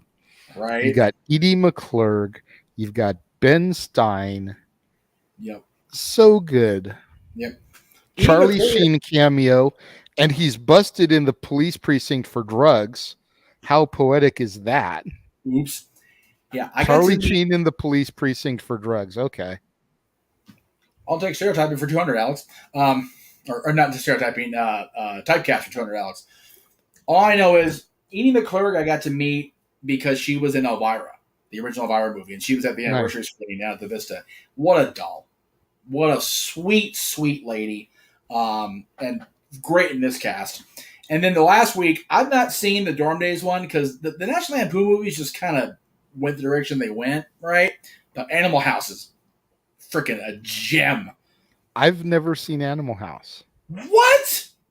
I've seen the Shout performance because they used to play that all the time at the Ice Dogs games. And the Kings games later. Yeah, that's true. But I've never sat down and watched Animal House start to finish, and I'm curious to see that. But the Dorm Days movies I saw because they came out kind of around the same time that the Pie movies were popular. Of course. You know, you got Danielle Fishel, your lovely Topanga in both of them. You've got the Shermanator in both of them. Really? Okay. Yep. Patrick Renna, you know, Ham from The Sandlot is in the first one. Of course he is. You know, you got Vita Guerra, who was the FHM hottest woman on the planet at that point in part 2. Should have been. So it's pretty decent casts in both of them. All right. I will say this then. If Dorm Days, let me just cut you off right there. Dorm Days I can't find on streaming anywhere. Right. Yeah. Thankfully, I own both of them. But Dorm Days 2 is on multiple platforms. If we end up doing what I said we could hopefully do and get together next weekend, since that's my last weekend of freedom, we're putting on Animal House. I don't give a shit what we gotta do. We're watching Animal House with me there. I gotta see your reactions. Good Lord. Yeah, we'll figure it out. And then, of course, new release Saturday. You just had to go up today. The new movie with Owen Wilson that's on Paramount Plus. For those of you that weren't able to tune in, unfortunately, I wasn't able to get to see Beast. Time and money just was a thing. That's why when Jeff ran the trailer at the start, it was black. Yeah, it is what it is, folks. I just really don't feel like re-editing the trailer because of that one thing. And plus, he already had to re-edit the October trailer because I called him out on it. So it's like it's one of those things, you know. Wrestling promoter's favorite phrase, card subject to change. That's right. But this movie I heard is really good and definitely worth your time. So I'm okay with the switch. I have not seen Spy Kids, but I feel like it's very much in a similar vein to Spy Kids, Zoom, yes, you know, Sky High, that type of thing. Yeah. And, you know, with Michael Pena, you know, Luis from Ant-Man as the villain.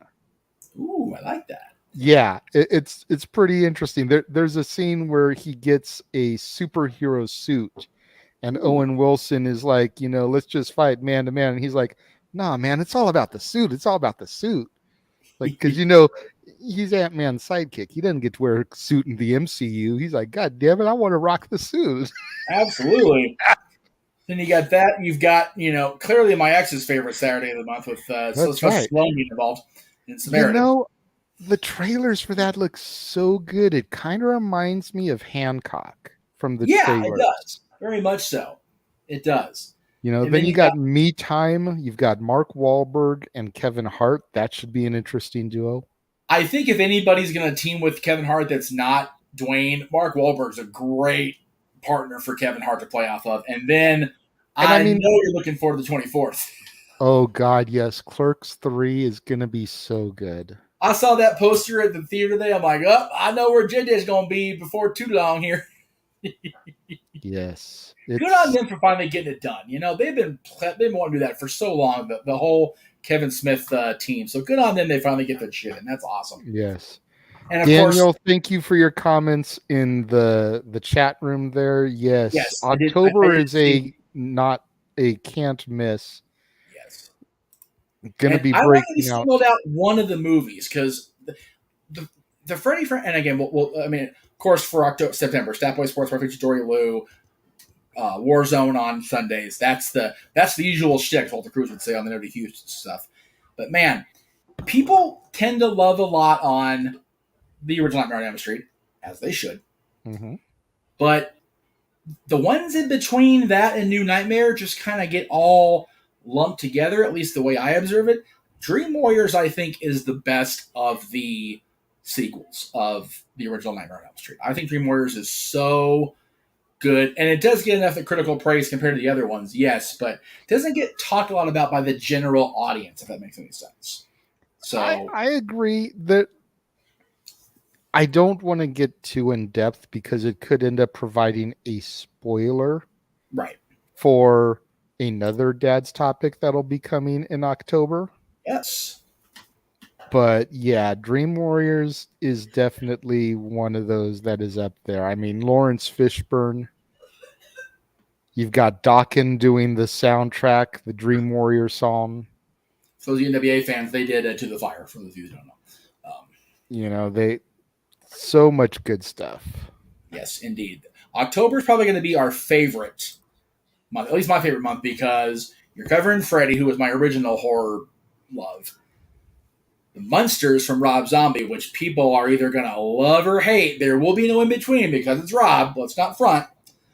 I'm also subjecting myself to Halloween 2, Rob Zombie. Hey, you know what? It's part of the franchise. If we all got to sit through a review of anything after Part 4, then you got to sit through Rob Zombie's, damn. And again, I mentioned this at the top. I love that you included the kills. Freaking that shithead boyfriend in Part 4, he had it coming, Chicago style. He had it coming. He had it coming all along. The cheating bitch in 4 had it coming. That little freaking... I see your hand. Just give me a damn minute to get my spiel out. The greaser asshole in 5 definitely had it coming. And who else did you... the nurse, which is just a bad byproduct of a decent sequel. But yeah, I love it. Go ahead. You forget I haven't seen those movies yet, so I don't know who the characters are or why they are meeting their doom. I just found a YouTube video that I was able to chop off some of Michael's best kills, and I tried to stop it just before the physical kill because I didn't want to give away too much in the trailers for anybody like me who maybe hasn't seen them before. Okay. Well, then let me ask you. That's why you saw him like load her up next to the spike, and then it cuts.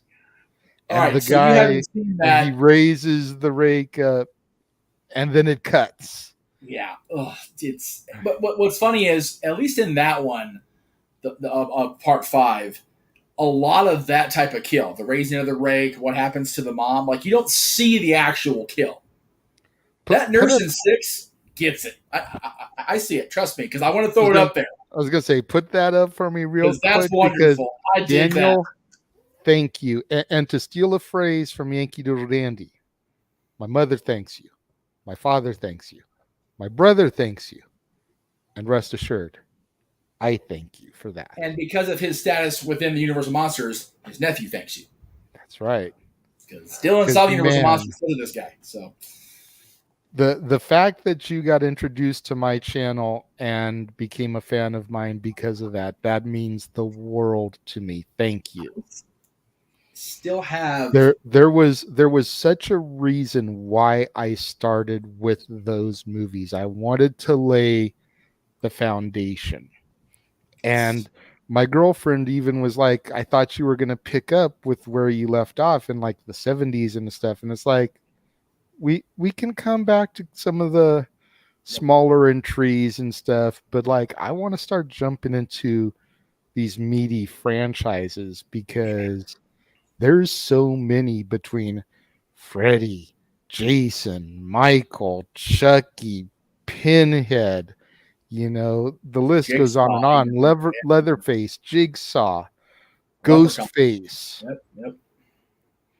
It's like there's so much out there to tackle. And people don't realize how many mega stars got their start in this stuff. Jamie Lee Curtis is a primary example. Jennifer Kevin Bacon. Leprechaun movies. Johnny Depp, who's in your trailer.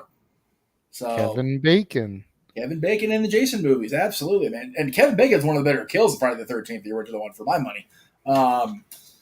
Just a brutal. But yeah, I think Johnny Depp's ultimate fate in the original Freddy movie is still one of the biggest mind F's for me, because I hadn't seen that until after I got with Dylan's mom, who was I think still is a huge Johnny Depp fan.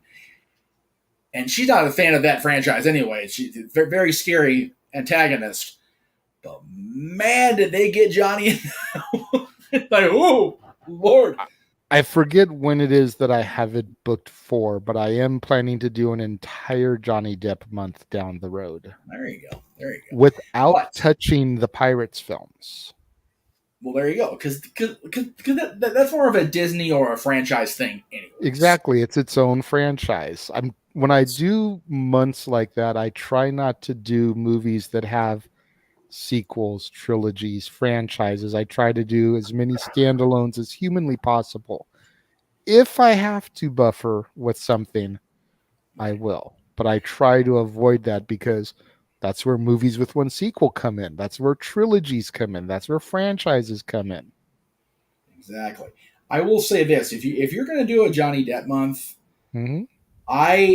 There's a lot of good stuff in Johnny Depp's filmography. I very can't much so remotely deny that whatever's going on with Johnny right now, whatever will go on with Johnny, going forward, it kind of just is what it is, right? Actually, I just looked ahead. It is booked for next year in June because it'll be his 60th birthday. That's right. We talked about that. That's right. Okay. Johnny Depp turns 60 next June, believe it or not. That just makes me feel, right?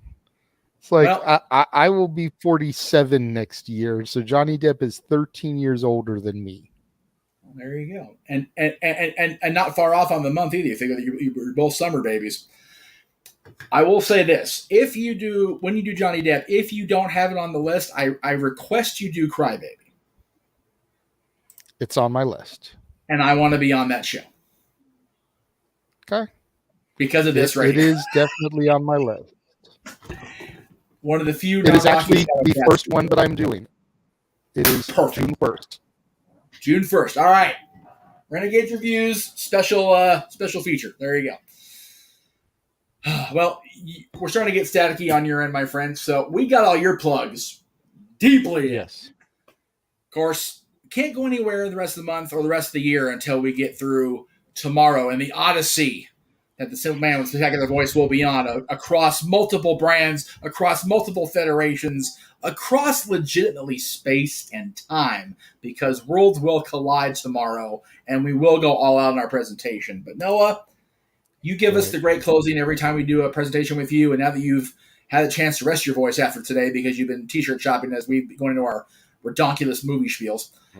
My friend, send us into Sunday morning as only you can do, brother.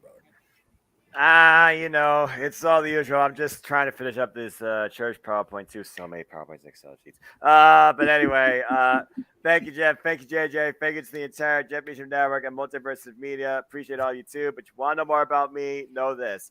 I am just a very tired now, simple man, and a lifelong fan of professional wrestling. Damn it!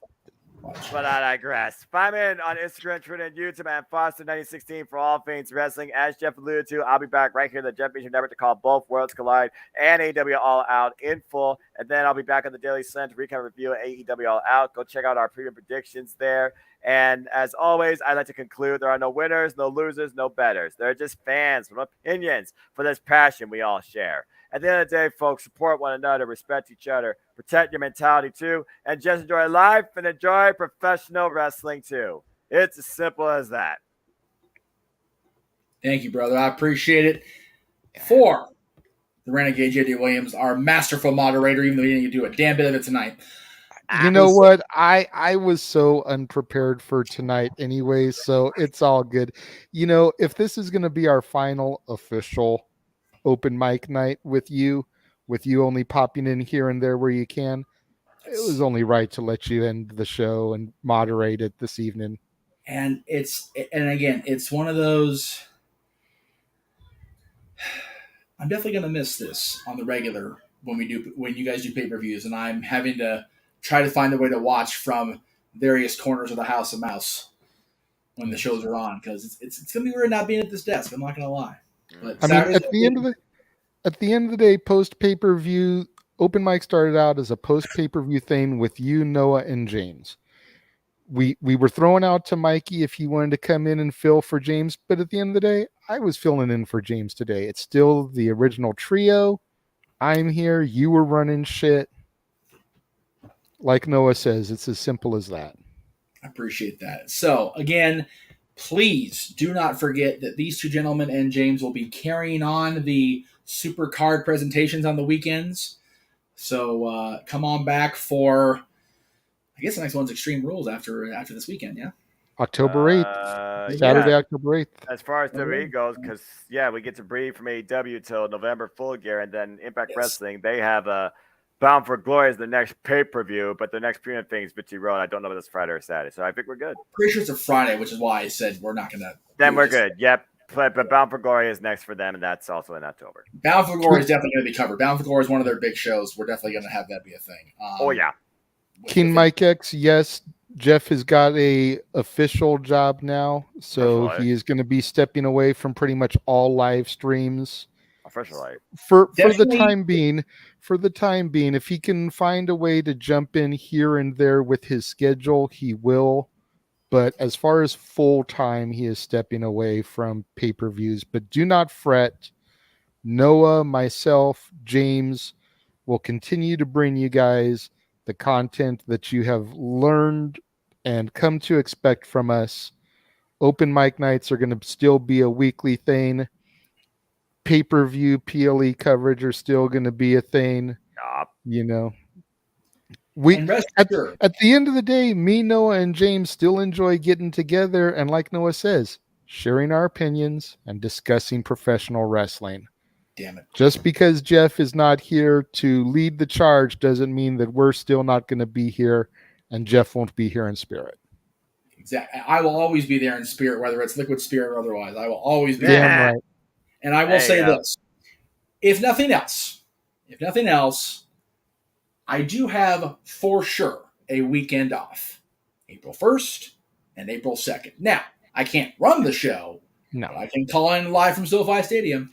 That's right. I will be here for that, one way or the other. So, as we get the awesome music send off from wherever the hell that came from, that was tremendous. He is the simple man with technical voice, Noah Foster. He is Renegade JD Williams. I am the most special Jeff Meacham. This has been Open Mic Night. We will see you tomorrow for the end of Noah Foster's voice as we know it. We will see you all next time.